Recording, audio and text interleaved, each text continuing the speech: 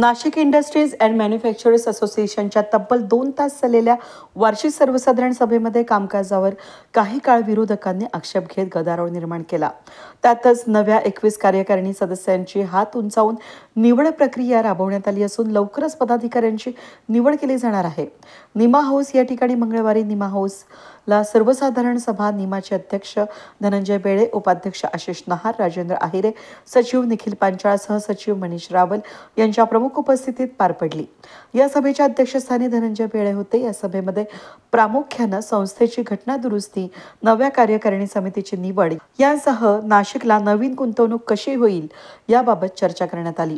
तुषार चव्हाण, संतोष मंडलेचा, अभय कुलकर्णी, संजय महाजन, रमेश वैश्य यांनी काही प्रश्नांवर आक्षेप घेतले।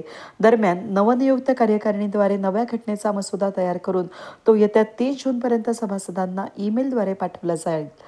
बेळे यांनी असं जाहीर केलं असून त्यावर पुढील 15 दिवसांपर्यंत सूचना हरकती घेता येतील। त्यानंतर हा मसुदा धर्मदाय सह आयुक्तांकडे मंजुरीसाठी पाठवला जाईल अशी माहिती यावेळी देण्यात आली। दरम्यान माजी अध्यक्ष विवेक गोगटे, रमेश वैश्य, डी.जी. जोशी यांची निवड समितीच्या अध्यक्षतेखाली 21 सदस्यीय कार्यकारिणी समितीचे हात उंचावून मतदान घेत निवड करण्यात आली। यामध्ये धनंजय बेळे, निखिल पांचाळ, आशिष नहार, राजेंद्र वडनेरे, व्ही. चंद्रशेखरन, मनीष रावल, किरण वाजे, राजेंद्र आहिरे, अखिल राठी, राजेंद्र कोठावदे, सचिन कंकरेज, कैलास पाटील, नितीन आव्हाड, किरण पाटील, नितीन वागसकर, किशोर राठी, वैभव नागसेठिया, हेमंत खोंड, किरण खाबिया, मितेश पाटील, सुधीर बडगुजर यांची निवड करण्यात आली आहे। विरोधकांनी केलेले आरोप फेटाळत संस्थेचे कामकाज घटनेनुसारच सुरू असून सभेमध्ये बहुमताने नव्या 21 सदस्यांची निवड करण्यात आली आहे। लवकरच पदाधिकाऱ्यांची निवड होऊन निमाला पुनर्वैभव प्राप्त करून देऊ असा विश्वास निमाचे अध्यक्ष धनंजय बेळे यांनी व्यक्त केलाय। सन्माननीय धर्मादाय उपायुक्त कार्यालयाने निमा विश्वस्तांची नियुक्ती केल्यानंतर आज दुसरी वार्षिक सर्वसाधारण सभा या ठिकाणी मोठ्या आनंदात आणि उत्साहामध्ये संपन्न झाली।